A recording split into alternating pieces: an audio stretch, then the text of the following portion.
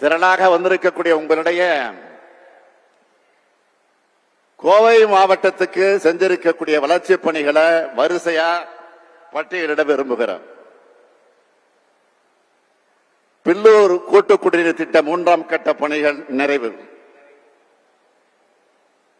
செம்மொழி பூங்கா அமைக்க அடிக்கல். சங்கனூர் ஓடை புனரமைப்பு. உக்கடம் ஆத்துப்பாலம் மேம்பாலம் கட்டி முடிக்கப்பட்டு நீட்டிப்பு பணி. அவிநாசி சாலை உயர்மட்ட மேம்பாலம், பொள்ளாச்சி புறவழிச்சாலை மேற்கு புறவழிச்சாலை பணிகள். விளாங்குறிச்சி தகவல் தொழில்நுட்ப பூங்கா. குறிச்சி தொழிற்பேட்டையில அடுக்குமாடி ஆயத்த தொழில் வளாகம்னு ஏராளமான திட்டங்கள் கோவை மாவட்டத்திற்கு வழங்கினதோடு இது எல்லாத்துக்கும் முகடும் வைக்கிற மாதிரி மதுரை போன்ற கோவையில் அறிவியல் மையத்தோடு கூடிய உலகத்தரம் வாய்ந்த ஒரு மாபெரும் நூலகமும் அமைக்க உள்ள அரசு தான் உங்களுடைய அரசு. இந்த அரசு அடுத்து ஈரோடு மாவட்டத்துக்கு வரேன். ஈரோடு மாவட்டத்தை பொறுத்த வரைக்கும் ஈரோடு மாநகராட்சியில் விடுபட்ட பகுதிகளில் பாதாள சாக்கடை திட்டம், காளிங்கராயன் வாய்க்கால் புதுப்பிக்கும் பணி, மாவட்ட மத்திய நூலகம் புதுப்பிப்பு, கிராமப்புற சாலைகள், ஈரோடு மருத்துவமனைக்கு மாபெரும் கட்டடம், வெள்ளோடு கிராமத்தில் 120 அடுக்குமாடி குடியிருப்புகள், சித்தோட்ல மஞ்சள் ஏற்றுமதி மையம், ஜவுளி பூங்கான்னு பல்வேறு திட்டங்களை ஈரோட்டுக்காக செஞ்சிருக்கோம். திருப்பூர் மாவட்டத்தை எடுத்துக்கிட்டா பாதாள சாக்கடை திட்டம் இணைப்புகள், 843 கிலோமீட்டர் நீளத்துக்கு சாலைகள், 4 பாலங்கள், புதிய பேருந்து நிலையம், 27 பள்ளிகள்ல 60 புதிய வகுப்பறைகள் உள்ளிட்ட பணிகள் திருப்பூர் மாவட்டத்தில் செஞ்சிருக்கோம். நீலகிரி மாவட்டத்தை எடுத்துக்கிட்டா யானை பாகர்களுக்கு உதவியாளர்களுக்கு வீடுகள்,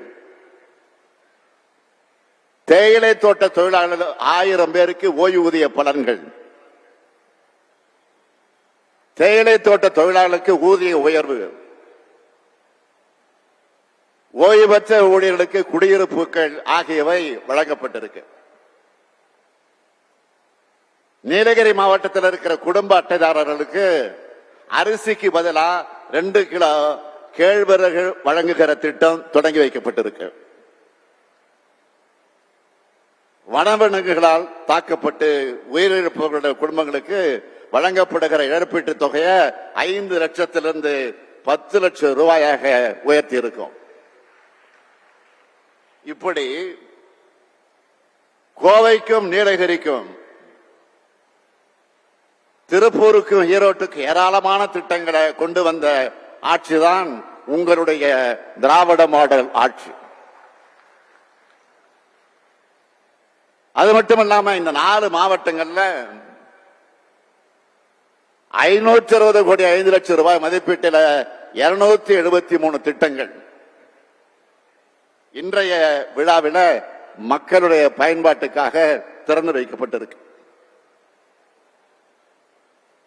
489 கோடி 53 லட்சம் ரூபாய் மதிப்பிலான 35 புதிய திட்டப்பணிகளுக்கு அடிக்கல் நாட்டப்பட்டிருக்கு.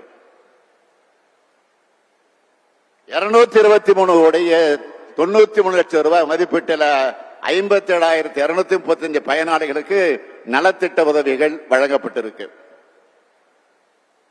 இவற்றினுடைய மொத்த மதிப்பு 1,273 கோடி 51 லட்சம் ரூபாய்.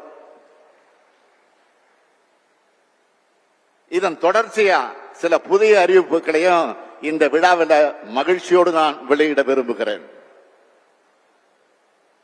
முதலில் கோவை மாவட்டத்துக்கான 13 அறிவிப்புகள். இந்த பொள்ளாச்சி பகுதி தென்னை மரங்கள் நிறைஞ்சிருக்கக்கூடிய பகுதி. கோடை வெயிலுக்கு குளிர்ச்சியை தர பொள்ளாச்சி இளநீரை விளைவிக்கக்கூடிய வகையில ஒரு அறிவிப்பை முதல்ல நான் வெளியிட விரும்புகிறேன்.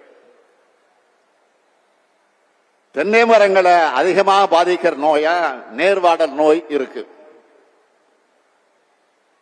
அந்த தென்னை வேர்வாடல் நோய் பாதிப்பு அதிகமாக இருக்கிற மரங்களை வெட்டி அகற்றுவதற்காக 14,04,00,000 ரூபாய் நிதி வழங்கப்படும். இரண்டாவதா 3 லட்சம் தென்னங்கன்றுகள் 2,80,00,000 ரூபாய் நிதி ஒதுக்கீட்டில் உழவர்களுக்கு இலவசமாக வழங்கப்படும். மூணாவதா அகில இந்திய அளவில் தேங்காய் விற்பனை செய்யறதுக்கான உரிய சந்தை வாய்ப்புகளை ஏற்படுத்த தமிழ்நாடு வேளாண்மை விற்பனை மற்றும் வேளாண் வணிகத்துறையின் கீழ் செயல்படுகிற 157 ஒழுங்குமுறை விற்பனை கூடங்கள்ல மின்னணு தேசிய வேளாண் சந்தை மூலம் வெளி மாநில வணிகர்களோட தொடர்பை ஏற்படுத்தி வெளிப்படைத்தன்மையோடு வணிகர்கள் மற்றும் வேளாண் பெருமக்கள் நேரடியா விற்பனைகளை கலந்துக்கிற ஊக்குவிச்சு தென்னை விவசாய பெருமக்களுக்கு நல்ல விலை கிடைக்கவும் வங்கி பரிவர்த்தனை மூலமா அவங்களோட வங்கி கணக்குக்கு உடனடியாக வரவு வைக்கவும் உரிய ஏற்பாடுகள் செய்யப்படும். நாலாவது, தென்னை விவசாயிகளுடைய நலன் கருதி கூட்டுறவு விற்பனை சங்கங்கள் மூலம் தேங்காய் நேரடியாக கொள்முதல் செய்து கூட்டுறவு சில்லறை விற்பனை நிலையங்கள் மூலம் நுகர்வோர்களுக்கு விற்பனை செய்யப்படும். அஞ்சாவது அறிவிப்பா, விளாமரத்தூர் சாலை முதல் அத்திக்கடவு அணை வரை 8.29 கிலோமீட்டர் நீளத்தில் 9 கோடி ரூபாய் மதிப்பீட்டில் சாலை அமைக்கப்படும். ஆறாவது, வார்டு எண் 11 மூங்கில்மடை குட்டை பழங்குடியினர் வசிக்கக்கூடிய பகுதியில் 57 லட்சம் ரூபாய் மதிப்பீட்டில் சிறுபாலம் மற்றும் வடிகால் அமைக்கப்படும். ஏழாவது, மதுக்கரை ஊராட்சி ஒன்றியம் மாவுத்தம்பதி ஊராட்சிக்குட்பட்ட வாளையார் வனப்பகுதியில் தரைமட்ட குடிநீர் தொட்டி கட்டி தரப்படும். எட்டாவது, காரமடை ஆனைமலை சூலூர் ஊராட்சி ஒன்றியத்தில் 4 கோடியே 39 லட்சம் ரூபாய் மதிப்பீட்டில் சாலை அமைக்கப்படும்.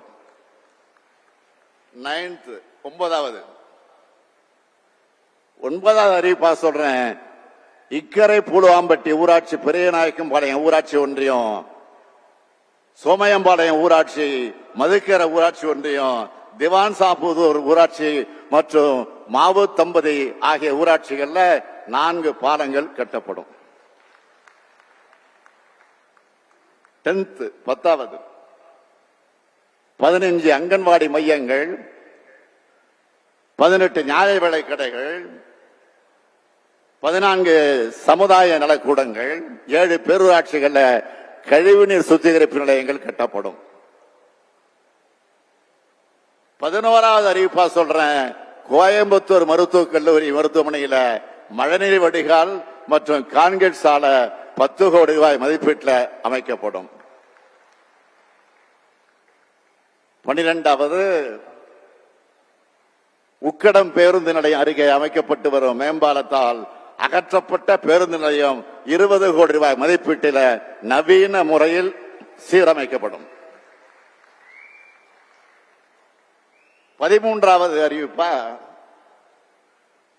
ஆர்எஸ்புரம் மாநகராட்சி மேல்நிலைப்பள்ளி வளாகத்தில் 10 கோடி ரூபாய் மதிப்பீட்டில் ஹாக்கி விளையாட்டு தரை அமைக்கப்படும்.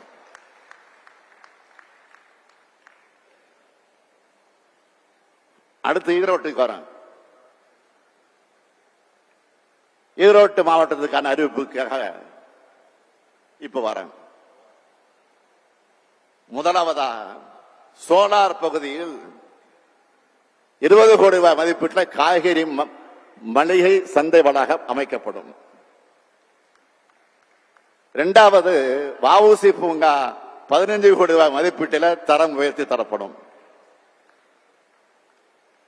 மூணாவது ஈரோடு மாநகராட்சி பகுதியில 30 கோடி ரூபாய் மதிப்பீட்டில் கழிவுநீர் சுத்திகரிப்பு நிலையத்தோடு காவிரி ஆற்று முகப்பு மேம்படுத்தப்படும்.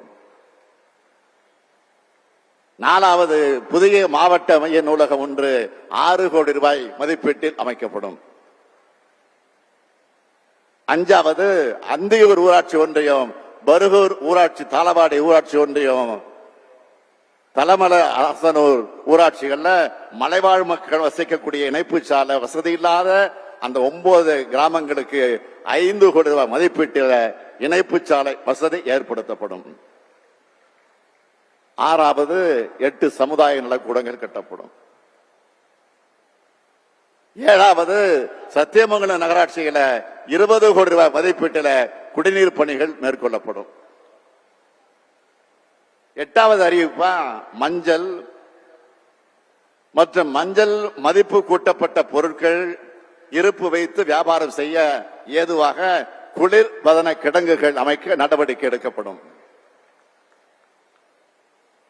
ஒன்பதாவது அறிவிப்பா பெருந்துறையில நொய்யல் ஆற்றோட வடக்கு கரையில் இருக்க கொடுமணல் அகழ்வாய்வுல கண்டெடுக்கப்பட்ட பொருட்கள் அடுத்த தலைமுறையினரும் அறிந்து கொள்ள காட்சிப்படுத்திட ஈரோடு மாவட்டத்தில் தமிழ்நாடு அரசின் சார்பில் தொல்லியல் துறையின் மூலமாக 10 கோடி ரூபாய் மதிப்பீட்டில் அருங்காட்சியகம் அமைக்கப்படும்.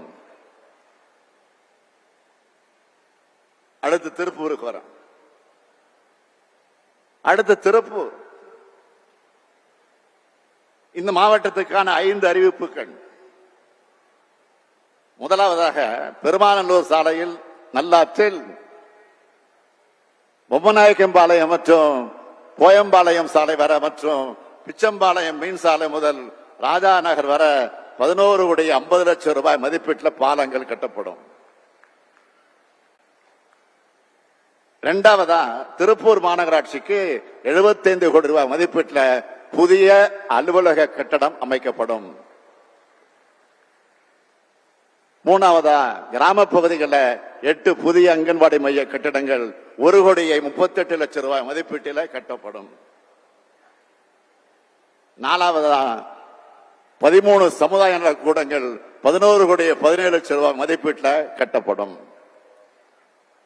அஞ்சாவது பல்லடம் அரசு மருத்துவமனை வளாகத்தில் புதிதாக விபத்து மற்றும் எலும்பு முறிவு சிறப்பு மருத்துவமனை 4 கோடி ரூபாய் மதிப்பீட்டில் அமைக்கப்படும்.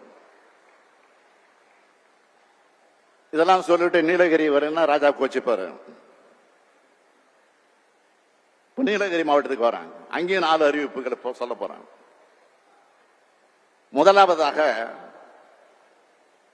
உதகமண்டலம் அரசு தாவரவியல் பூங்கா உலகத்தரத்துக்கு இணையா மேம்படுத்தப்படும்.